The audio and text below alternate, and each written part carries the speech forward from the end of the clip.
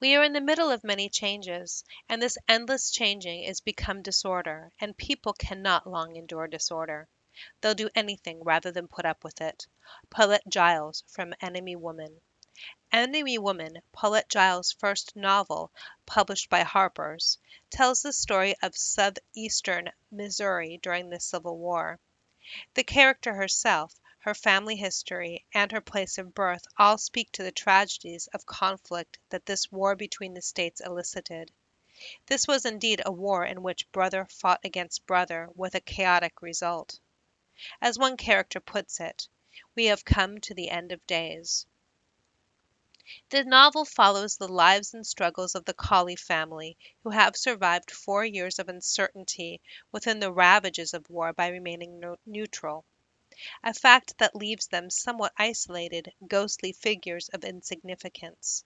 Of this state Giles writes: "Outside, as she passed the kitchen window, she watched her breath appear before her in the lamplight, and then it died away in moist clouds. This was the smoke of her eternal fire and her soul. Every breath was a letter to the world. These she mailed into the cold air, leaning back with pursed lips to send it upward." This neutrality, however, is destined to change. As the novel suggests, the Union militia arrested and imprisoned almost anyone that they encountered on trumped-up charges such as, ostensibly, for supplying food and clothes to the enemy. As a result, the Ozarks became a wilderness of free-floating entrepreneurs of violence.